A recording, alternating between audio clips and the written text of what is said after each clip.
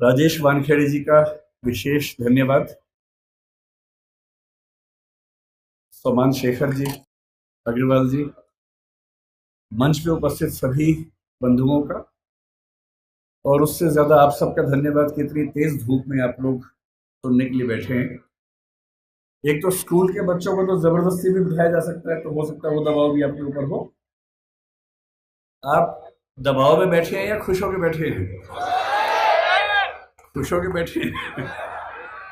क्योंकि जब मैं स्कूल में था तो हमें भी ऐसे बिठाते थे स्कूल में कभी कभी, और जब कोई बोलने आता था तो हमारे मन में भाव आता था कि जितना कम बोले उतना अच्छा रहेगा, क्योंकि धूप बहुत चुभती थी, परेशान करती थी। तो वैसे तो मैं बहुत ज़्यादा बोलने का अभ्यस्त हूँ, 1-2 घंटे, पर आज मैं बहुत कम बोलूँगा ताकि आप लोग उतना धूप में परेशान ना हो और जल्दी उठ सके यहाँ से। करीब 10 दिन पहले हमारे पास दिल्ली में फ़ोन आया कि 7 नवंबर को यहाँ एक विशेष कार्यक्रम होता है। मुझे सबसे अच्छा लगता है वहाँ जाना जहाँ किसी महापुरुष का जन्म हुआ हो, मृत्यु हुई हो, उसकी यादें जुड़ी हो। और जब मुझे पता लगा कि डॉक्टर अंबेडकर का जन्म यहाँ हुआ, आज पता लगा उनकी अस्थियां भी यहाँ पर हैं, तो मैं अक्सर भारत में और दुनिया के सभी क्षेत्रों में घूमता हूँ और ऐसे स्थानों पर जाना पसंद करता हूँ जहाँ ऐसी स्मृतियाँ हों। भारत के विभिन्न नेता, चाहे महात्मा गांधी हों या और नेता उस समय के हों, उन सभी के जन्म स्थान, शहादत स्थल, वो सब मैंने देखे हैं। कई कई घंटे वहाँ बैठा हूँ। डॉक्टर अंबेडकर मेरी नज़र में एक अत्यंत महान नेता हैं। उनको मैं अब्राहम लिंकन के बराबर समझता हूँ। अब्राहम लिंकन ना होते, आज जैसा अमेरिका हमें दिखता है वैसा अमेरिका ना होता अगर अब्राहम लिंकन अपने जीवन का बलिदान न करते।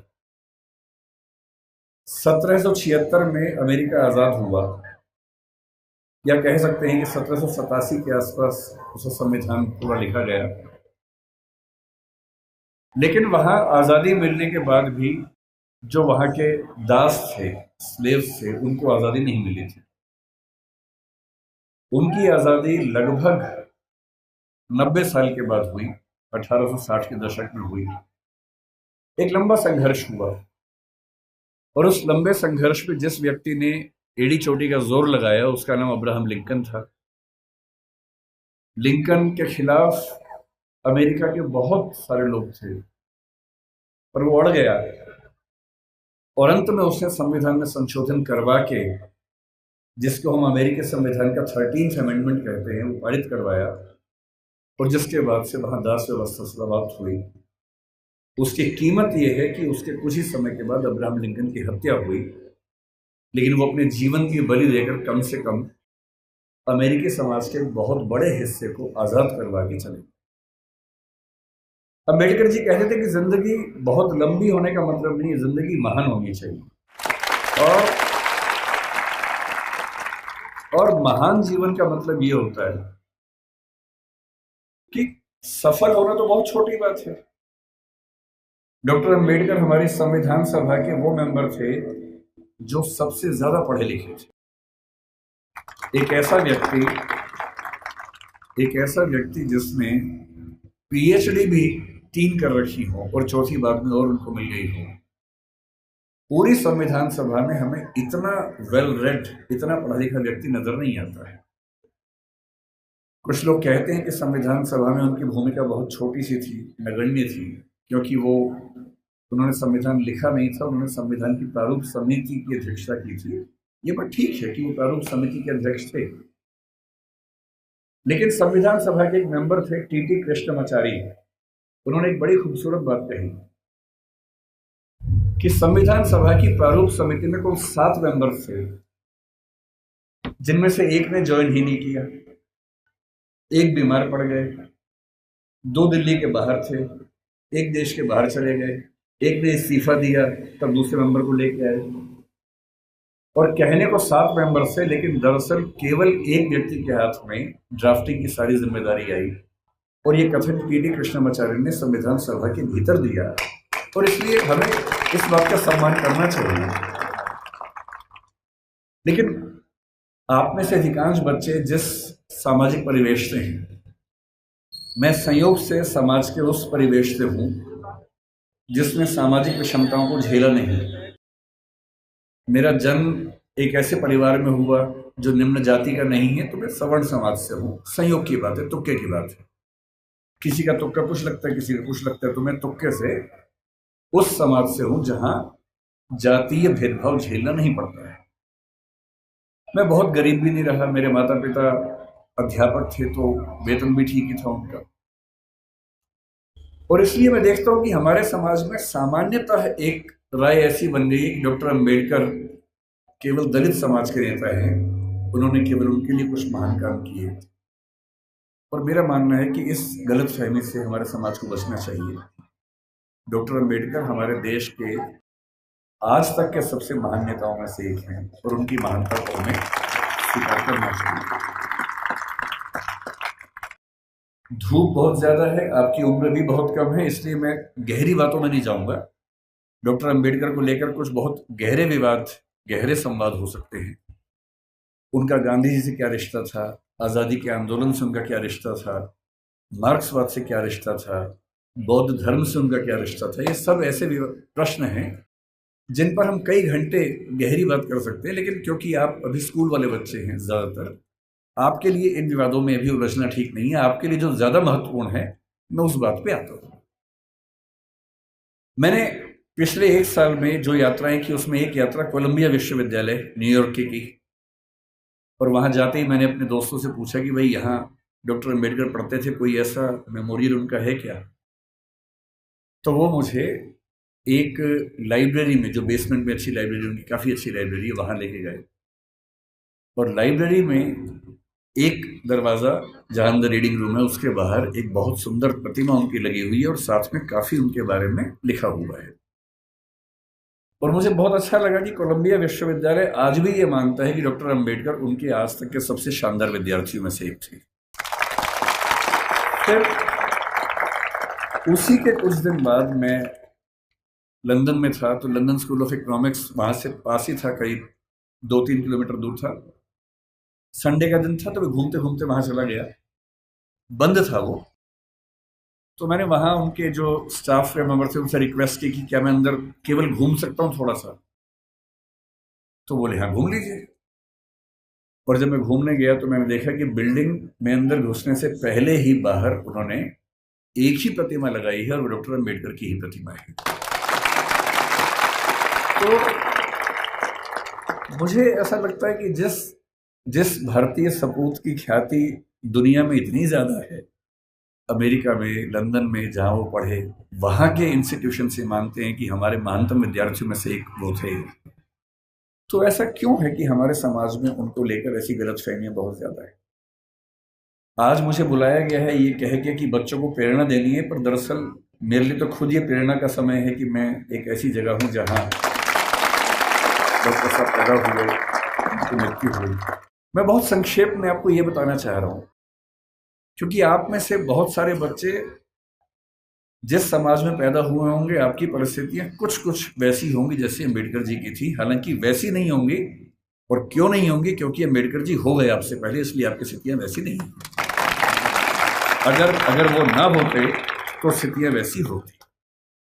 तो मैं आपको थोड़ा सा बताना चाह रहा हूं कि आप किस भारत की ऐतिहासिक सामाजिक परंपरा में स्थित हैं और आपकी जिम्मेदारी क्या बनती है। मैं ये भी समझाना चाह रहा हूं कि जो सदस्य आप में से या समाज के जो सुनेंगे इस वक्तव्य को, जो समाज के उस तबके से नहीं भी हैं, जो समाज के संपन्न वर्ग से हैं, उनको भी समझने की जरूरत है। जो हम थोड़ा सा समझेंगे क्या है वो। हमें किसी व्यक्ति की महानता समझने के लिए पहले ये देखना चाहिए कि उसकी प्रेरणा बिंदु क्या थी। आपको मैं प्रेरित करूं, इससे बेहतर है कि मैं आपको वही बताऊं डॉक्टर अंबेडकर के बारे में जिससे मुझे प्रेरणा मिलती है। शायद आपको भी किसी से प्रेरणा मिल जाए। और मैं ये स्पष्ट कर दूं, मैं किसी विचारधारा, किसी मान्यता, किसी वाद का अंध समर्थक नहीं हूं। मैं ना गांधीवादी हूँ, ना मार्क्सवादी हूँ, ना अम्बेडकरवादी हूँ। मैं सभी महान व्यक्तियों को पढ़ता हूँ, डूब के पढ़ता हूँ। अम्बेडकर जी जितना पढ़ते थे उतना नहीं पढ़ पाता हूँ, लेकिन तब भी काफ़ी पढ़ता हूँ। उनके बारे में तो एक ऐसी बात मैंने सुनी है, आप बार बार ताली मत बजाइए, उससे रिदम टूटेगी। ताली एक ही बार बजा दीजिएगा बाद में, है ना। अभी सुन लीजिए। मैं कल जब इंदौर आ रहा था, फ्लाइट में था, तो मैंने कुछ वीडियोस डाउनलोड किए हुए थे अम्बेडकर जी के बारे में, ये सोच के कुछ नया पढ़ने को मिले, कुछ नया सुनने को मिले, तो मुझे भी तो प्रेरणा मिले। तो एक जिक्र मैंने सुना। आप लोग धूप से परेशान तो नहीं हो रहे ज्यादा? वैसे भी धूप मेरी तरफ ज्यादा है, आपकी तरफ तो कम है, तो है ना। तो अगर मैं बोल सकता हूं तो आप सुन भी सकते हैं, ऐसा क्या है। और आप बैठे हैं, मैं खड़ा हूं, तो आपको तो ज्यादा। तो मैंने कल एक बड़ा अच्छा जिक्र सुना। वो जिक्र एक विदेशी लेखक जिन्होंने किताब लिखी इनसाइड एशिया, ये 19 मतलब अम्बेडकर के समकालीन लेखक थे, जिनका नाम था जॉन गुंटर, बड़े प्रसिद्ध लेखक थे। उन्होंने लिखा कि मैं 1938 में एक बार डॉक्टर अम्बेडकर के घर गया और मैं दंग रह गया, उनकी लाइब्रेरी में किताबें गिनने लगा। तो उसके बाद पता लगा कि उनके पास उस समय 8,000 किताबें थी। ताली नहीं बजानी है, नहीं, सुनना है, केवल सुनना है। 8,000 किताबें थी। और जिस दिन डॉक्टर अम्बेडकर की 1956 में 6 दिसंबर को मृत्यु हुई, मैं जिस चीज से सबसे ज्यादा उनका प्रशंसक हूं, उस दिन उनके पास 35,000 किताबें थी। मैंने अरस्तु के बारे में सुना है, जो ग्रीक फिलॉसफी का सबसे महान चिंतक या सबसे महान चिंतकों में से एक हुआ। उसने अपने जीवन में 3,000 पुस्तकें लिखी। हालांकि वो अधिकांश पुस्तकें बहुत छोटी हैं, 2 पृष्ठ, 4 पृष्ठ, 5 पृष्ठ की हैं।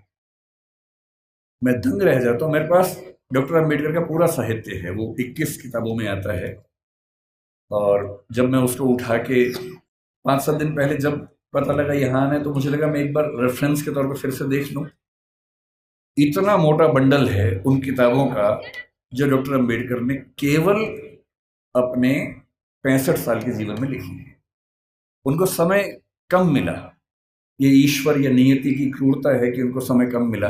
अगर उनको 10-15 साल और मिल जाते तो निस्संदेह हमारा देश जैसा है उससे बहुत बेहतर होता। लेकिन नियति का मामला है। मैं देखता हूं कि हमारे समाज में बहुत लोग उनका विरोध करते हैं। उनको लगता है कि दलितों का नेता है, ये हिंदू धर्म के बहुत खिलाफ था, ये बहुत नाराज रहता था। लेकिन उन्होंने उन परिस्थितियों को, उस बैकग्राउंड को देखा नहीं जो आज मैं आपसे डिस्कस करूंगा। आपने सुना होगा जरूर, नहीं सुना तो आप सुन लीजिए और फिर तुलना कीजिए कि आज आप जहां हैं क्यों वहां हैं। अगर अंबेडकर साहब ना होते या ज्योतिबा फुले ना होते, उसके 500 साल पहले कबीरदास ना होते, उसके 2000 साल पहले बुद्ध ना होते, तो दरअसल हम वहां नहीं होते जहां जब बैठे हैं। क्या उन्होंने क्या झेला अंबेडकर जी ने? क्योंकि आप बच्चे हैं इसलिए मैं वही सी चीजें बताऊंगा जो आपको थोड़ा सुन के समझ में आएंगी और प्रेरणा मिलेगी आपको। जब वो 6 साल के हुए, यही पैदा हुए, यही उनका घर है, मुझे बताया गया इसी घर में उनका जन्म हुआ। आप लोग कितने सौभाग्यशाली हैं कि आप यहाँ आते हैं। मैं तो पहली बार जीवन में आया हूँ। कुछ दिन पहले इंदौर पहली बार मैं आया था, 1 साल पहले। मुझे ये नहीं पता था कि इतना पास में वो जगह है, वरना मैं उसी दिन आता। तो मुझे बड़ा आश्चर्य हुआ कि मैं इंदौर तक आया भी और मुझे पता नहीं चला। तो जब वो पैदा हुए इसी जगह है, क्योंकि उनका सौभाग्य था कि वो एक सूबेदार के बेटे थे, इसी सेना में काम करने वाले। मुझे आज पता लगा कि MHOW क्यों कहते हैं, मिलिट्री हेडक्वार्टर्स ऑफ वार उसका नाम था। मैं परेशान था कि महू की स्पेलिंग MAHU क्यों नहीं है, MHOW क्यों है। तो आज पता लगा नहीं, वो एक एक्रोनिम है, उसकी फुल फॉर्म एक है। वो जिस समाज में थे उस समाज के बच्चे स्कूल में नहीं पढ़ते थे, उनको पढ़ने की अनुमति नहीं थी। पर क्योंकि वो सूबेदार के बेटे थे, और सूबेदार एक कमीशन पद होता है सेना में, बड़ा पद होता है, तो इतना हो गया कि उनको स्कूल जाने का मौका मिल गया। पर उनकी माँ को, आदरणीय भीमाबाई जी को अच्छे से पता था कि जब बच्चा स्कूल जाएगा तो इसके साथ बहुत बुरा बर्ताव होगा, जिसको आपकी भाषा में बुलिंग कहते हैं, आजकल के बच्चों की भाषा में बुलिंग कहते हैं, उसका खतरा था। और माताओं को, पिताओं को बहुत चिंता होती है कि हमारे बच्चे के साथ स्कूल में ज्यादती ना हो, बदतमीजी ना हो। कल को आप भी पेरेंट्स बनेंगे, आप भी इस दर्द से गुजरेंगे ऐसे कई बच्चे होते हैं, कोई फिजिकली उतना ठीक नहीं है, कोई मेंटली उतना ठीक नहीं है। जब वो स्कूल जाते हैं बच्चे, एक तो पहले वो पीड़ित है, उसके बाद स्कूल के बाकी बच्चे उनका मजाक बनाते हैं, चिढ़ाते हैं। पेरेंट्स को इतना दर्द होता है इस बात से, लेकिन क्या करें। तो उनकी माता जी ने, भीमाबाई जी ने कहा कि देख बेटा, स्कूल जा रहा है, पहले ही समझा रही हूं, बहुत बुरे अनुभव होंगे, लड़ना मत, झगड़ना मत, विद्रोह करके छोड़ मत देना, क्योंकि पढ़ाई करोगे वो अकेला रास्ता है कि कुछ बड़ा कर पाओगे जीवन में, वरना कोई दूसरा रास्ता नहीं है। इस बात को उस छोटे से बच्चे ने मन में बिठा लिया। वो स्कूल गया। उस स्कूल में पहली बार कोई ऐसा बच्चा आया था जो समाज के अछूत कहे जाने वाले समुदाय का हिस्सा था। जो बाकी बच्चे थे बुरे नहीं थे, पर वो भी अपने अपने घर से सीख रहे थे, अपने समाज से सीख रहे थे। उनको ये पता था कि ऐसे बच्चों के साथ नहीं बैठना है, दूर रहना है। तो व्यवस्था हुई कि वो स्कूल में क्लास के सबसे अंत में, जहां सारे बच्चों के जूते चप्पल रखे हैं, उसके पड़ोस में एक दरी छोटी सी बिछा के बैठेंगे, और दरी भी खुद लेके आएंगे ताकि स्कूल में कोई और व्यक्ति अपवित्र ना हो। अब सोच के देखिए, इमेजिन कीजिए उस बच्चे की हालत कि एक बच्चा है, अपने घर से दरी लेके आता है, क्लास के अंत में जहां जूते चप्पल रखे हैं उसके पास में बिछाता है, बैठता है, बाद में लेके जाता है। उसके साथ कोई खाना भी नहीं खाता है, तो वो दीवार की तरफ चेहरा करके अपना भोजन करता है जो घर से लेके आया था। उसको पानी पीने की अनुमति नहीं है। आपने ये सब नहीं झेला होगा, उस बच्चे का सोचिए। याद से केवल और केवल 110 साल पहले की बात मैं कर रहा हूं, बहुत पुरानी बात नहीं है, 115 साल पहले की बात। उस बच्चे को पानी पीना है, और स्कूल में पानी की एक ही व्यवस्था है कि जो पानी का नल है या घड़ा है उसे वो नहीं छू सकता। तो एक चपरासी है जो उसको दूर से पानी देगा तो वो पिएगा, वो घड़ा नहीं छू सकता है। और ये बात कोई और नहीं कहा है, डॉक्टर अंबेडकर ने खुद अपनी आत्मकथा लिखी है। वो उस समय छप नहीं पाई थी, छपी 1990 के आसपास है। अंग्रेजी में उस आत्मकथा के कुल 6 अध्याय हैं। उसका नाम है वेटिंग फॉर ए वीजा। ये उन्हीं की पुस्तक है। उसमें केवल 6 अध्याय हैं, जिनमें से 4 अध्यायों में उन्होंने अपने अनुभव बताए हैं और 2 में बाकियों के अनुभव बताए हैं। और जो पहला अनुभव है वो यही अनुभव है। और वो साफ लिखते हैं कि अगर किस दिन, बच्चों अभी मैं जानता हूं आप बहुत बेचैन हो गए, शरारत करने का मन भी होगा, लेकिन जिनकी बात चल रही है ना, उनके सम्मान में थोड़ा शांत रहें और सुने, है ना, समझें उस बात। चंचलता इस उम्र में होती है, लेकिन थोड़ा सुन लीजिए, क्या हो गया, फायदा हो जाएगा, कुछ नया सीखोगे, है ना। आपकी उम्र से बहुत पहले अंबेडकर जी बहुत सीरियस हो गए थे, इसलिए वो अंबेडकर जी हैं। तो अब तो सीरियस हो ही जाना चाहिए। और जिस व्यक्ति की बात चल रही है उसका कितना एहसान है हम पे, आपके समाज पे विशेष रूप से, ये भी समझना चाहिए। जिस दिन चपरासी नहीं आएगा उस दिन पानी नहीं पी सकते हैं। उन्होंने एक वाक्य लिखा अपनी आत्मकथा में, नो पियन नो वाटर।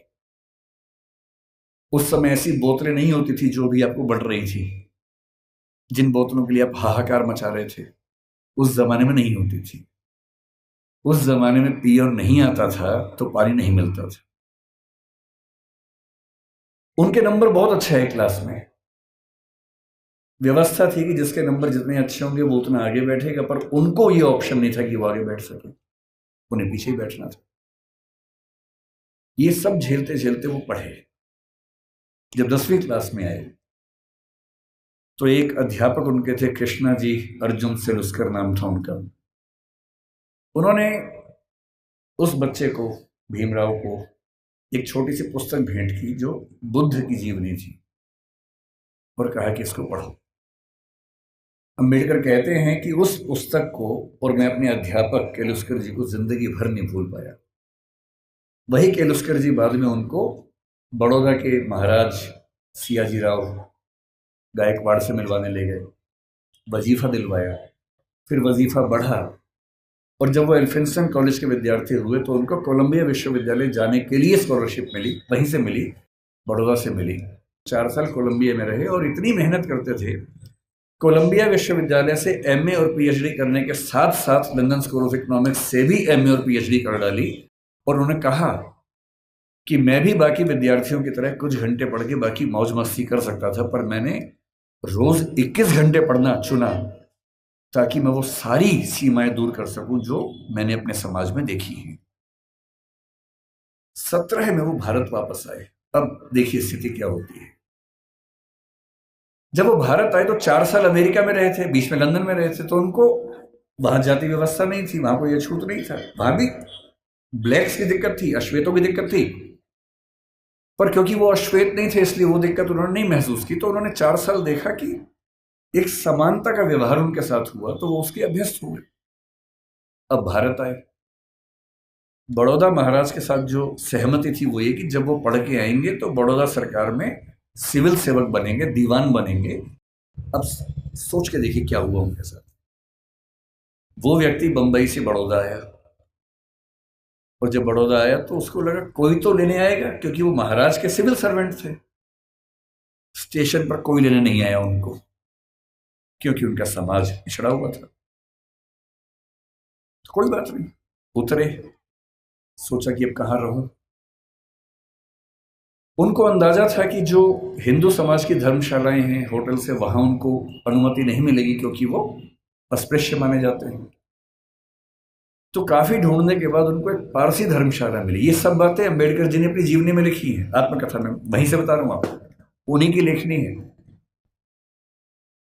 क्योंकि पारसी धर्म में तो जाति व्यवस्था नहीं है, तो उनको लगा यहां शायद शांति मिलेगी। वो पारसी धर्मशाला में गए, वहां कमरा लिया। एक ही कमरा था, बड़ा बहुत बुरी हालत में कमरा था, फर्नीचर से भरा हुआ गोदाम जैसा कमरा, उसी के कोने में रहने की व्यवस्था हुई। तो रहने लगे।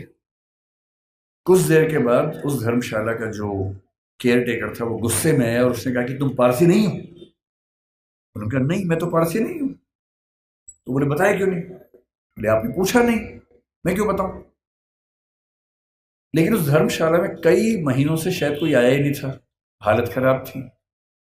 तो फिर सहमति बनी कि यार तुम ना रजिस्टर में कोई पारसी नाम लिख दो, मैं मैनेज कर लूंगा।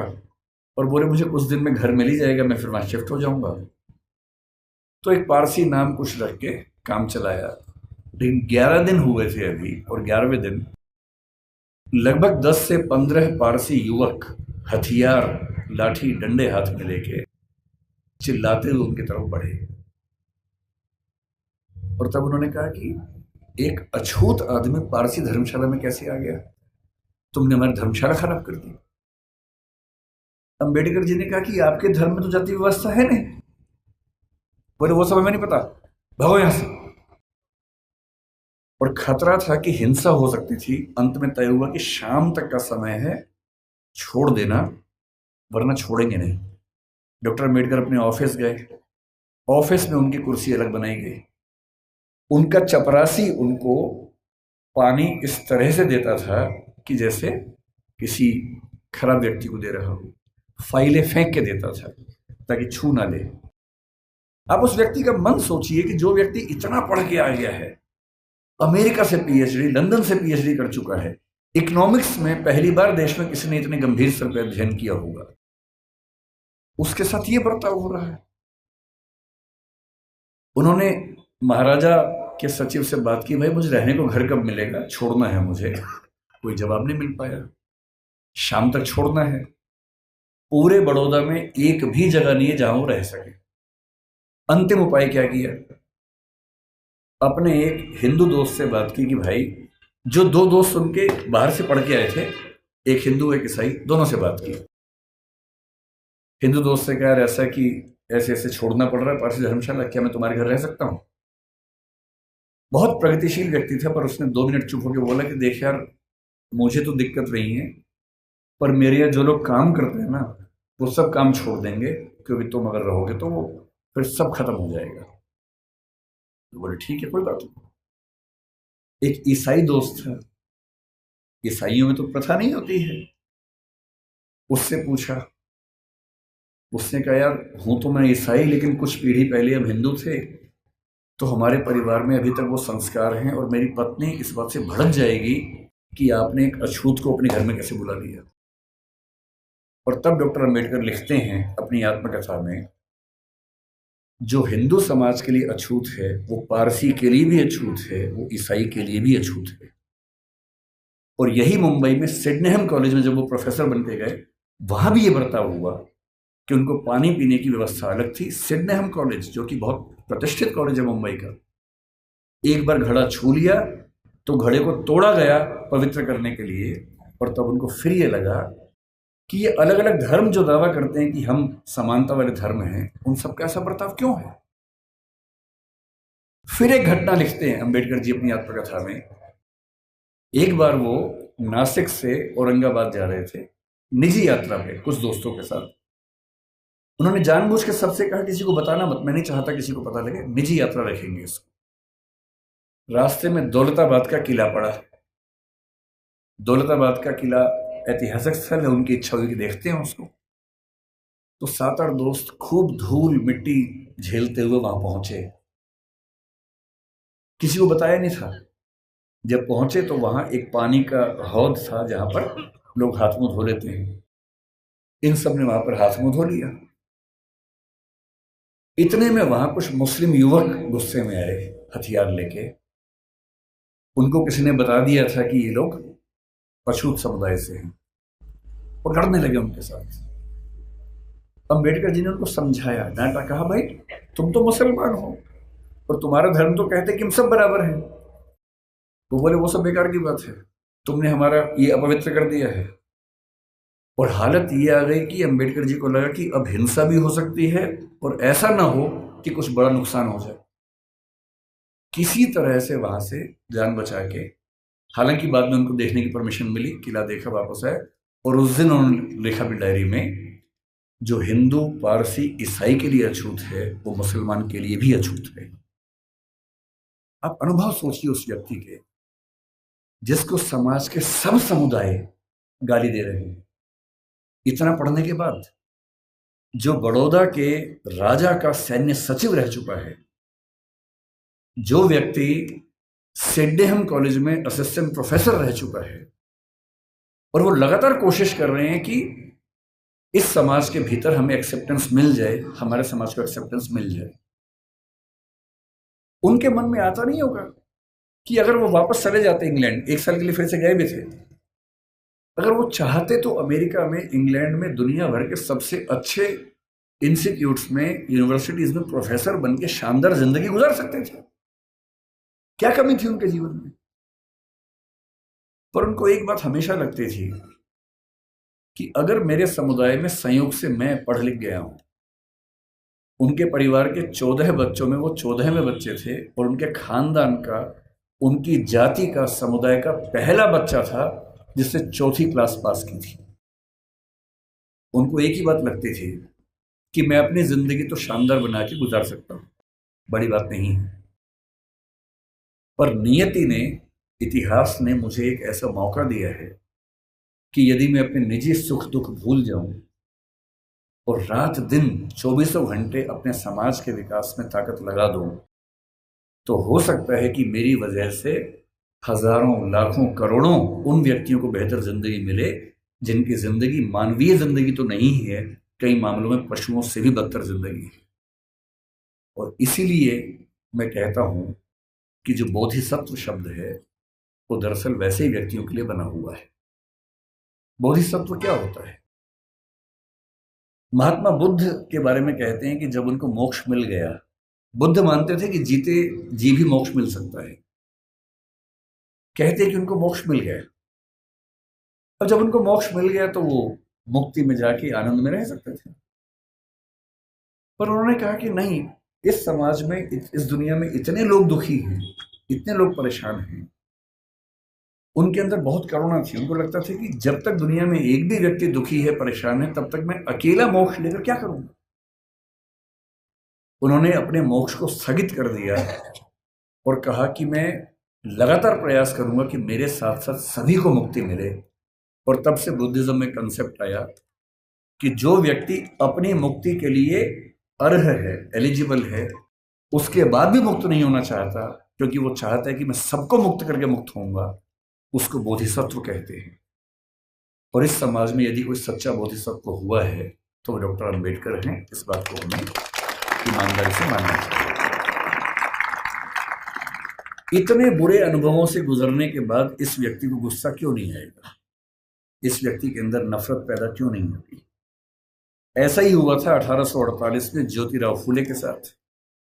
फुले अंग्रेजी माध्यम से पढ़े हुए व्यक्ति थे और जब पढ़ाई खत्म हुई उनकी 1847 में, 1848 में उनके एक मित्र ने, जो कि उच्च जाति का था, कहा कि मेरी शादी है तो मेरी शादी में आना। इनको भी लगा ठीक है चलता हूं, उसी शादी में चले गए। उस शादी में वो गए और दूल्हे के माता पिता ने जैसे ही देखा कि एक अवर्ण व्यक्ति विवाह में आ गया है, इतना खराब से उनको लताड़ा, इतना अपमान किया। और ज्योतिराव फुले कहते हैं कि वही मेरा टर्निंग पॉइंट था। मुझे इस अपमान और इस जिल्लत से सिर्फ खुद को नहीं, अपने समाज के हर व्यक्ति को बाहर निकालना था। और इसलिए 1848 में उन्होंने पहली बार लड़कियों का स्कूल खोला, अपनी पत्नी को पढ़ाया, देश के इतिहास में पहली बार लड़कियों की पढ़ाई लिखाई की व्यवस्था की। आज ये जो बच्चियां बैठी हैं, अगर फुले न होते तो आज आप घर के अंदर चौका कर रही होती, चूल्हा चौका कर रही होती, यहाँ ना बैठी होती। इसलिए जिन व्यक्तियों की वजह से हम अच्छा जीवन जी रहे हैं, उनके प्रति कृतज्ञ होना हमारा धर्म है, हमारी जिम्मेदारी बनती है। इतनी खराब परिस्थितियों के बाद जो व्यक्ति इतना आगे बढ़ा, उसने देश के लिए क्या क्या किया, हल्का सा अंदाजा ये भी आपको। जो लोग कहते हैं कि उन्होंने केवल दलित समाज पर कल्याण किया, वो बहुत छोटी बात कहते हैं। वो तो किया ही। उन्होंने महाड़ सत्याग्रह किया, उन्होंने पानी के लेकर खूब सत्याग्रह किया, मंदिर प्रवेश को लेकर सत्याग्रह किया। जब उनको लग गया कि सबसे बात नहीं बनेगी, वो नाराज भी हुए। 1927 में उन्होंने मनुस्मृति दहन किया। 1935 में येवला में घोषणा की कि मैं पैदा हुआ हूं हिंदू धर्म में, लेकिन मैं मरूंगा नहीं हिंदू धर्म में। महात्मा गांधी ने उनसे निवेदन किया कि ऐसा ना करें। उसके बाद 21 साल तक वेट किया ताकि समाज अगर बदल सके तो मुझे इतना बड़ा स्टेप ना लेना पड़े। और 1956 में जब उनको लग गया कि मेरी मृत्यु नज़दीक है और मैं अपने समुदाय को संशय में, दुविधा में न छोड़ के जाऊं, तो अपनी मृत्यु से केवल 1.5 महीना पहले 14 अक्टूबर के दिन उन्होंने बौद्ध धर्म को अपना लिया। ये तो एक पक्ष है उनके जीवन का, जो दलित समाज या अछूत समुदाय को मुख्य धारा में लाने के लिए उन्होंने किया। उनके जीवन का उससे बड़ा पक्ष जो मेरी नज़र में है, वो महिलाओं के बारे में। आपको अंदाजा नहीं होगा शायद, जब भारत का संविधान बना, उन्होंने बहुत जिद की, और ये बात 1935-36 से ही शुरू हो गई थी, आज़ादी के बाद तक चलती रही, कि महिलाओं को बराबरी मिलनी चाहिए। और महिलाओं को बराबरी देने के लिए यूनिफॉर्म सिविल कोड का आना बहुत ज़रूरी था, जिसको आजकल हम बोलते हैं समान नागरिक संहिता। ये यूनिफॉर्म सिविल कोड आज सरकार कह रही है कि हम लेके आएंगे। ये जिद जिस व्यक्ति की थी, वो डॉक्टर अंबेडकर थे। उनको पता था कि जब तक सामाजिक कानून सभी धर्मों में पुरुष और महिला के लिए बराबर नहीं होंगे, तब तक महिलाएं आगे नहीं बढ़ सकती हैं। और उन्होंने कहा था, मैं किसी समाज की प्रगति का अनुमान इस बात से करता हूं कि वहां महिलाओं की हालत कैसी है। अगर महिलाएं पढ़ी लिखी नहीं है, वो घर के अंदर बंद है, तो समाज कैसे प्रगति करेगा? वो नेहरू जी से लड़ गए।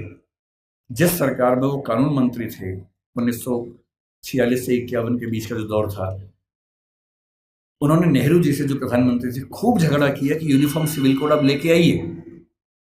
उस समय नेहरू जी का मानना यह था कि 1951 के पहले आम चुनाव होने के बाद, जनता से विश्वास लेने के बाद मैं लेके आऊंगा। और अंबेडकर साहब ने नाराज होकर इस मुद्दे पर देश के कानून मंत्री के पद से इस्तीफा दिया और एक भाषण दिया, जिसमें कहा कि नेहरू जी ने अपने वायदे को निभाया नहीं है और महिलाओं की बराबरी के लिए जो प्रयास करना चाहिए वो प्रयास कर नहीं रहे। और फिर 1956 में उनकी मृत्यु होने से 1 साल पहले, 1.5 साल पहले, जो हिंदू कोड बिल था, Hindu code bill uniform civil code का एक बड़ा हिस्सा था जो हिंदू समाज के बारे में था, उसको 4 कानूनों के रूप में नेहरू जी ने पारित करवाया, जिसमें से एक हिंदू मैरिज एक्ट है, एक हिंदू सक्सेशन एक्ट है। और यदि आज हिंदू समाज की महिलाओं को वो सारे अधिकार मिल पाए हैं जो हिंदू पुरुषों को मिलते हैं, तो उसके पीछे जिम्मेदार सबसे बड़ा यदि कोई एक व्यक्ति है तो वो डॉक्टर अंबेडकर है। इसलिए भारत की महिलाओं को, आप जिस भी धर्म को मानते हो, मुस्लिम समाज पर यूनिफॉर्म सिविल कोड उस समय लागू नहीं करवा पाए वो, अब शायद वो भी होगा।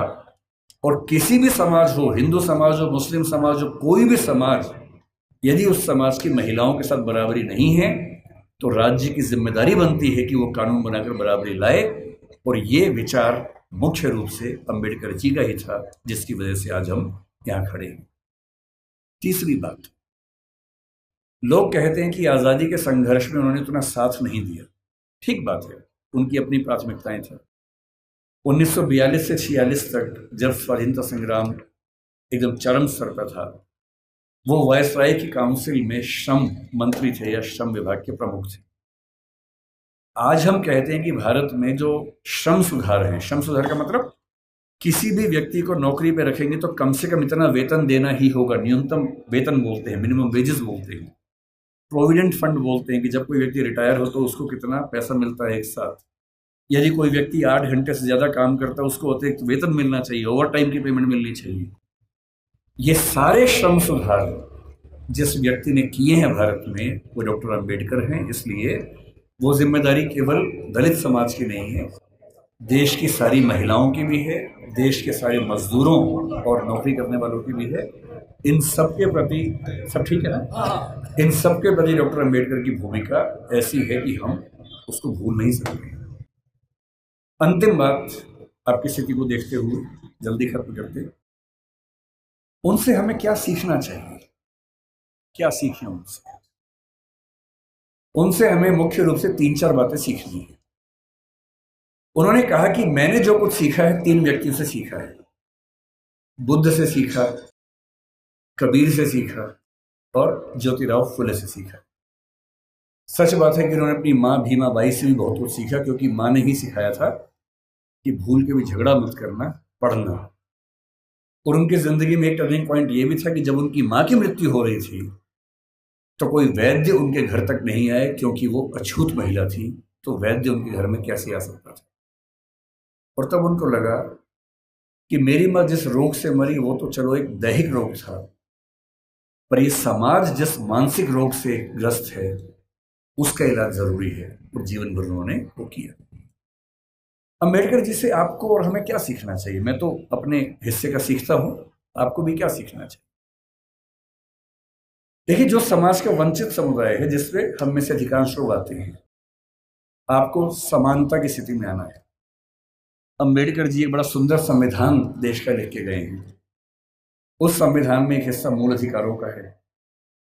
बहुत इंटरेस्टिंग बात है कि हमारे संविधान के मूल अधिकारों में सबसे पहला अधिकार समानता का है, न कि स्वतंत्रता का है, क्योंकि समानता जरूरी है।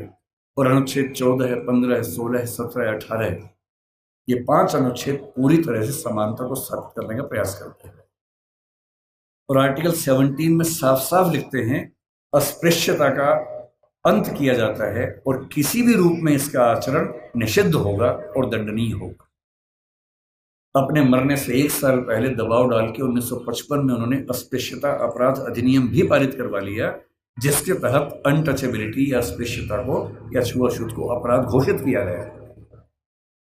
उनसे हमें क्या सीखना चाहिए? आपको क्या सीखना चाहिए? पहली बात, उन्होंने एक बड़ी गहरी बात कही थी कि शिक्षा शेरनी का दूध होता है और जो इसको जितना पीता है उतना ही दहाड़ता है। बिना शिक्षित हुए कुछ नहीं मिल सकता। और यहां तक कहा कि तुम्हारे पैर में जूते हो ना हो, हाथ में किताब होनी चाहिए।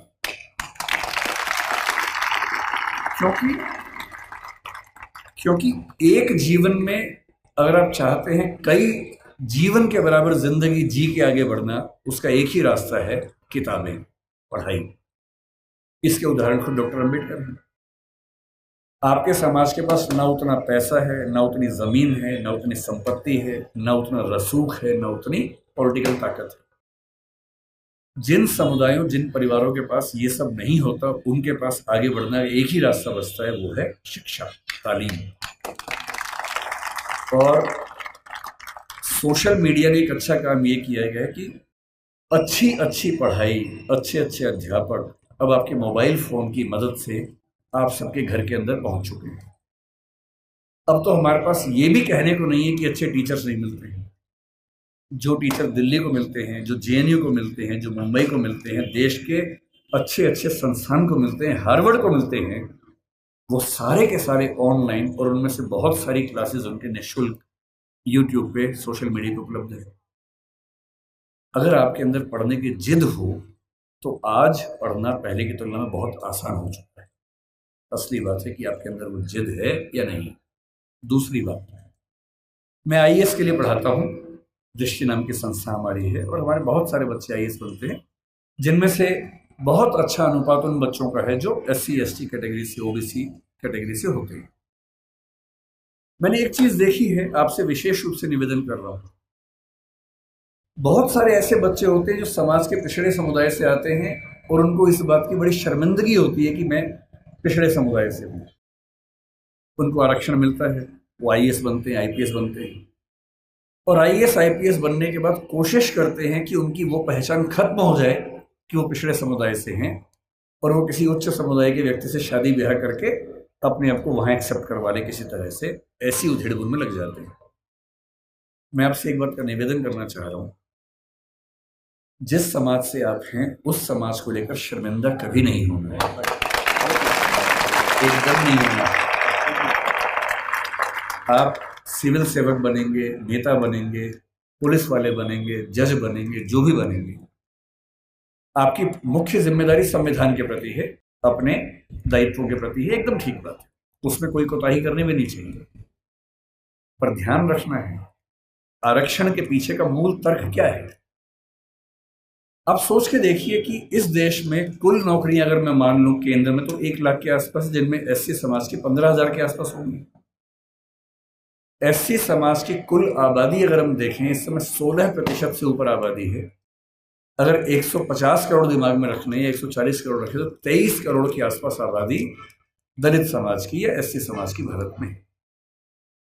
23 करोड़ में से अगर 15,000 लोग नौकरी पा लेंगे, क्या इससे दलित समाज की आर्थिक स्थिति बेहतर हो जाएगी? नहीं होगी, वो तो 15,000 की होगी। तो आरक्षण क्यों दिया जाता है? आरक्षण का उद्देश्य ये नहीं है कि लोग अमीर हो जाए, वो तो 15,000 होंगे। आरक्षण का उद्देश्य ये है कि जब पूरे एक गांव में एक दलित बच्चा या एसटी बच्चा या ओबीसी बच्चा आईएएस बनता है या जज बनता है, उस गांव के हर व्यक्ति को कॉन्फिडेंस आ जाता है कि दिक्कत आएगी तो मेरा छोटा भाई मेरे साथ खड़ा हुआ है, और आपको वो छोटा भाई छोटी बहन बनना है। जिस दिन आप सफल हो जीवन में, आपके समाज ने बहुत आहुति दी है आपकी सफलता में, और आप जिंदगी भर भी उनकी मदद करेंगे तो अपना उधार चुका नहीं पाएंगे। कोई ऐसा काम नहीं करना जो गैर कानूनी हो, जो असंवैधानिक हो, ऐसा नहीं करना है। अपनी नौकरी की हदों में रहना है, अपने नियमों का पालन करना है। लेकिन जैसे आप आईएएस बनेंगे, आपके परिवार में कोई संकट में होगा, आप उसकी हेल्प करेंगे। ठीक वैसे आपके समाज में कोई संकट में है, पुलिस यदि उसके साथ बदतमीजी कर रही है, गैर कानूनी कृत्य कर रही है, तो उस पुलिस को आप फोन करेंगे तो उसके साथ कुछ गलत नहीं होगा, ये आप पक्का कर सकते हैं। अंबेडकर साहब से सीखना चाहिए कि मैं जिस पृष्ठभूमि से हूं उस पर शर्माना नहीं है। अगर वो पीछे की स्थिति है तो उससे लड़ना है और अपने साथ साथ अपने पूरे समाज को मुख्य धारा में लाने के लिए टेढ़ी चोटी का जोर लगाना है, ये सीखना है। तो पहली बात सीखनी है पढ़ाई, दूसरी बात सीखनी है अपने समाज का साथ देना। पीछे कोई भी हट सकता है। जाति को लेकर कबीरदास ने बड़ी गहरी बात कही थी कि व्यक्ति की पहचान उसकी योग्यता से होनी चाहिए, मेहनत से होनी चाहिए। जाति में क्या रखा हुआ है? उन्होंने कहा, जाति ना पूछो साधु की, पूछ लीजिए ज्ञान। ज्ञान पूछो, मोल करो तलवार का, पड़ी रहन दो म्यान। म्यान में क्या रखा है? तलवार की कीमत है। और यदि हम कहते हैं कि पिछड़े समाज के लोग पढ़ने में पीछे हैं, तो ऐसा क्या था कि एक बच्चे को मौका मिला और वो पूरी संविधान सभा में सबसे ज्यादा पढ़ा लिखा व्यक्ति बन गया? इसका मतलब है कि अवसर मिले, जुनून हो तो व्यक्ति कुछ भी कर सकता है। और मेरे पास जो मेरे प्रेरणा स्रोत हैं बहुत सारे हैं, उनमें से एक डॉक्टर अंबेडकर हैं। जब मैं इस रूप में प्रेरित होना चाहता हूं कि किन व्यक्तियों ने अपनी जिंदगी की आहुति देकर एक पूरे समाज, एक पूरे राष्ट्र की जिंदगी बदली, मुझे अब्राहम लिंकन, मेरी गूज, रोजा पार्क्स, डॉक्टर अंबेडकर, ऐसे कुछ नाम याद आते हैं। और मेरा मन कहता है कि मैं अपने समाज के बच्चों से, केवल आपसे नहीं, मैं अपने घर के बच्चों से भी यही कहता हूँ कि जिंदगी जियो तो वैसी जियो कि आपके जाने के बाद लाखों करोड़ों व्यक्तियों का जीवन बेहतर बने। और ये मजाक नहीं है। डॉक्टर अम्बेडकर ने हमेशा कहा कि भाई नायक पूजा मत करना। जब लोग उनका जन्मदिन मनाते थे वो बुरा मानते थे कि यार तुम बिना बात के मुझे भगवान बना रहे हो, ऐसा मत करो। नाराज होते थे कि ये तुम मुझे भगवान बना दोगे तो तुम अपनी जिम्मेदारी भूल जाओगे, सोचोगे ये भगवान था, इसी का काम था, मेरा काम नहीं है, ऐसा मत करना। उन्होंने खूब मना किया। समाज की अपनी मजबूरी है कि यदि कोई व्यक्ति इतना महान काम करके जाए तो उसको सम्मान न दे तो क्या करे। इससे उनका जन्मदिन भी मनाया जाता है, पुण्यतिथि भी मनाई जाती है। 14 अक्टूबर का दिन भी नागपुर में मनाते हैं। आज 7 नवंबर, आज का दिन बड़ा पवित्र है। आज वो जीवन में पहली बार स्कूल में गए थे, उसी स्कूल में जहाँ दरी हाथ में लेके जाना होता था। ये उसी स्कूल की बात है। और मुझे खुशी है कि ये जो संगठन है यहाँ इस दिन को मना रहा है। और मैं एक अंतिम एग्जाम्पल देके बात समाप्त करता हूँ। 1954 का एग्जाम्पल है। अमेरिका में जो स्थिति हमारी यहाँ दलित समाज की है वो स्थिति अमेरिका में अश्वेतों की रही लंबे समय तक। हुआ क्या कि जब अमेरिका आजाद हुआ तो अमेरिका के संविधान में समानता की बात लिखी गई। जब समानता की बात लिखी गई तो दास लोगों ने विरोध किया कि अगर समानता है तो हम दास कैसे हैं। 90 साल लगे दास प्रथा को समाप्त करवाने में। अब्राहम लिंकन ने खत्म किया, अपना जीवन दे दिया। तो 1866 में दास प्रथा खत्म हो गई, लेकिन अभी भी अश्वेतों को अधिकार नहीं मिले। महिलाओं को वोटिंग राइट्स नहीं मिले अभी तक। अब महिलाओं और अश्वेतों के आंदोलन शुरू हुए कि हमें बराबरी चाहिए। और उसमें एक घटना, बड़ी रोचक घटना है, सुनिए क्या हुआ। 1950 के आसपास अश्वेतों का आंदोलन बड़ा प्रखर हो गया। उस समय डॉक्टर अम्बेडकर अपने जीवन के आखिरी दौर में थे, उन्होंने भी उस आंदोलन को देखा समझा। उसमें 2 घटनाएं घटी। एक महिला थी रोजा पार्क्स। अमेरिका का नक्शा देखा हो तो उसमें एक राज्य है अलाबामा। अलाबामा में एक शहर है मोंटगोमरी, वहां का प्रसंग है। अस्पृश्यता कुछ मात्रा में अमेरिका में भी थी और देशों में भी थी। कैसे थी देखिए, वहां एक नियम था कि जो सरकारी बसें होती थी उन बसों में शुरू की 4 सीटें केवल श्वेत लोगों के लिए होती थी और चौथी सीट के पीछे अश्वेत लोग बैठ सकते थे। वो भी एक कंडीशन पे कि यदि श्वेतों की 4 सीटें भर गई और फिर कोई श्वेत आ गया तो अश्वेत को सीट छोड़नी पड़ेगी। ये कंडीशन थी। तो लोग करते थे, बैठते थे, 4 सीट छोड़ते थे। कोई श्वेत आ गया, उठते थे, छोड़नी पड़ती थी। उनको खराब लगता था। ये वही पानी है जो उनको नहीं मिलता था, है ना। इसके लड़ना नहीं है, प्यार से लेना है, झगड़ा नहीं करना है। एक दिन उनके जैसा जी के देखो कि पानी नहीं मिला, एक दिन जी के देखो ताकि समझ में आए कि उनका जीवन कैसा था। खैर, एक महिला थी जिसका नाम था रोजा पार्क्स, करीब 40 साल की, बहुत ही सभ्य महिला थी, अश्वेत महिला थी। कई बार उठ चुकी थी बस से, बस में बैठती थी, उठा दिया जाता था।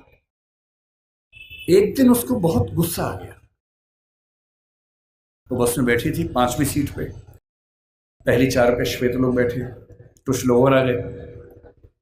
ड्राइवर जिसका नाम विलियम ब्लेक था वो उठा और उसने कहा कि आप उठिए। 3-4 लोग थे अश्वेत, सब उठ गए। उसका उठने का मन नहीं हुआ। ड्राइवर ने फिर कहा कि उठना होगा। उसने कहा ऐसा है कि मैं तो नहीं उठूंगी, जो करना कर लो। बस आगे नहीं बढ़ी। पुलिस आई। उस महिला का नाम रोजा पार्क्स था, कभी सर्च कीजिएगा नेट पे पता लगेगा। उसे गिरफ्तार किया गया, जेल में डाला गया। पूरे अफ्रीका, पूरे अमेरिका के उस राज्य के अश्वेत, यहां तक कि मार्टिन लूथर किंग जूनियर जो उस समय काफी प्रसिद्ध नेता थे, वो भी इस आंदोलन में शामिल हो गए। सभी अश्वेत व्यक्तियों से निवेदन किया गया कि सरकारी बस में बैठना ही नहीं है। वो सरकारी बस के एक प्राइवेट बस कंपनी को ठेका मिला हुआ था, वो चला रही थी। अश्वेत समुदाय ने बड़ी गजब की एकता दिखाई। 20-20, 30-30 किलोमीटर दूर उनके घर थे, टैक्सी से आए। अश्वेत टैक्सी वालों ने बस के बराबर किराए में टैक्सियां चलाई, लेकिन बस में नहीं बैठे। 1 दिन, 2 दिन, 3 दिन, होते होते 381 दिन आंदोलन चला। 381 दिन, 1 साल से ज्यादा कोई बस में नहीं बैठा। और अंत में अमेरिका के सुप्रीम कोर्ट को इस कानून को खारिज करना पड़ा जिसमें अश्वेत बैठ नहीं सकते थे, और वहां उस आंदोलन की समाप्ति हुई। डॉक्टर अंबेडकर हमारे समाज के रोजा पार्क्स बने, अब्राहम लिंकन बने। और अगर आपको लगता हो कि आपका जीवन खराब है, एक और घटना से अंतिम बात करके समझ लें। अमेरिका में जब समानता आई तो स्कूल शुरू हुए, अश्वेत बच्चे बोले हम भी स्कूल जाएंगे। कुछ कुछ अंबेडकर जी की याद आपको आएगी इस घटना से। अब अश्वेत बच्चे स्कूल जाएंगे, ये तो वहां के संविधान में लिखा हुआ था। तो वहां की सरकारों ने क्या रास्ता निकाला, कुछ स्कूल श्वेतों के लिए, कुछ अश्वेतों के लिए बना दिए। मामला सुप्रीम कोर्ट में गया कि भाई ये क्या समानता है, हम भी उसी स्कूल में पढ़ेंगे। तो सुप्रीम कोर्ट ने फैसला दिया कि नहीं, समानता का मतलब सिर्फ इतना है कि आपको स्कूल मिलेगा, अच्छी गुणवत्ता का मिलेगा, लेकिन अगर अलग अलग स्कूल है तो इसमें कोई दिक्कत नहीं है। तो ये व्यवस्था ठीक है कि अश्वेतों का स्कूल अलग, श्वेतों का स्कूल अलग। अब ये बड़ी दिक्कत थी अश्वेतों को, आंदोलन चलता रहा चलता रहा चलता रहा। 1954 में जब आंदोलन चल रहा था ये वाला, सुप्रीम कोर्ट अमेरिका का, उसको भी लगा कि अब समय बदल रहा है, और अमेरिकी सुप्रीम कोर्ट ने एक नया फैसला दिया, ब्राउन का मामला कहते हैं, और उसमें उसने घोषणा की कि समानता का जो 14th अमेंडमेंट की समानता उनके यहाँ है, उसके तहत समानता का सही मतलब ये है कि जिस स्कूल में श्वेत बच्चे पढ़ेंगे उसी स्कूल में, उसी क्लास में अश्वेत बच्चे भी पढ़ेंगे। ये 1954 में हुआ। अंबेडकर साहब 56 में गए, उनके सामने की बात है, 2 साल आखिरी थे उनके पास।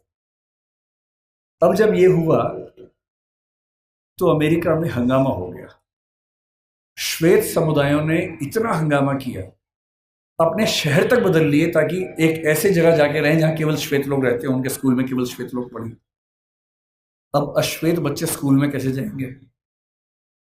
तो हुआ कि जो बस जाती है स्कूल की श्वेत बच्चों की, उसमें अश्वेत बच्चे भी जाएंगे।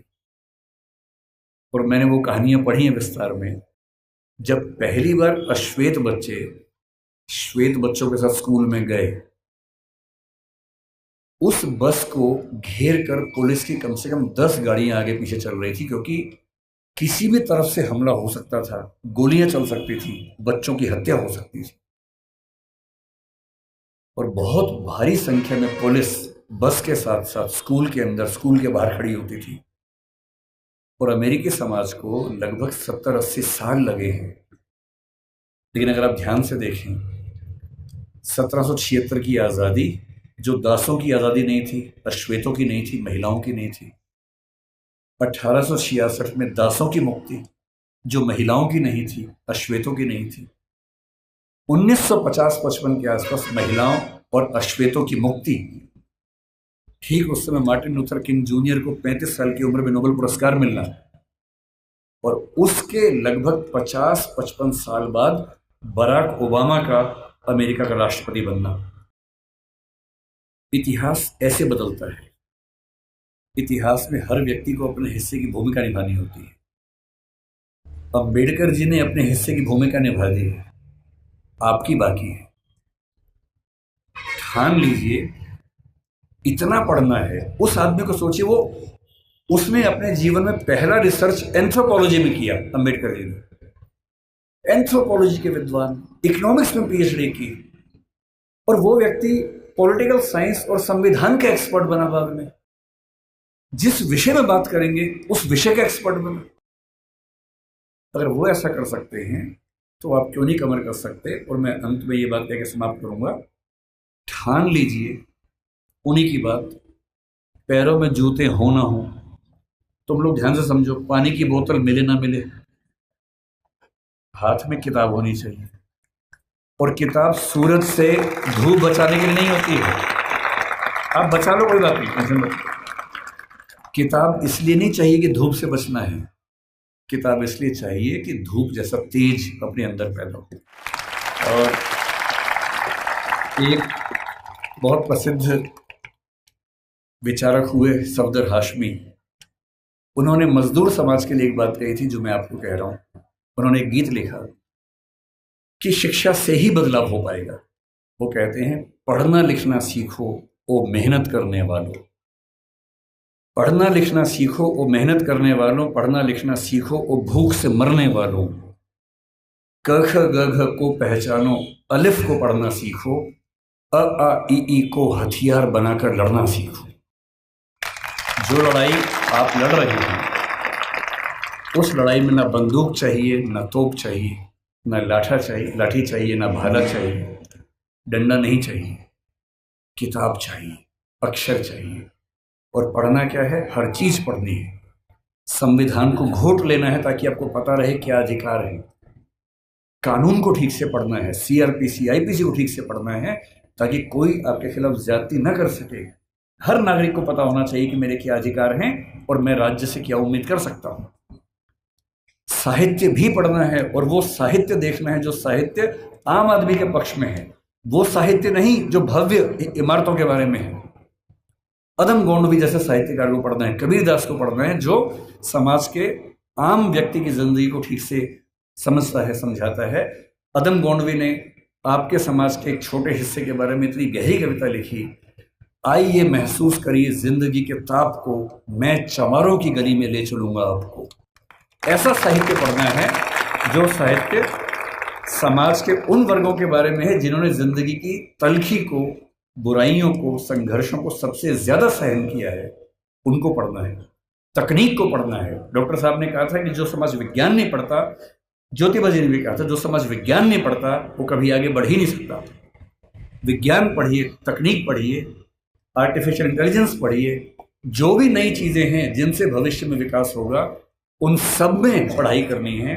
और जितना पढ़ने के बाद आगे बढ़ेंगे बस ध्यान रखना है, आगे सिर्फ आप नहीं बढ़े हैं, आपका समाज आपके साथ आगे बढ़े, ये आपकी नैतिक जिम्मेदारी है। ये कह के मैं बात समाप्त करूंगा। बहुत बहुत धन्यवाद।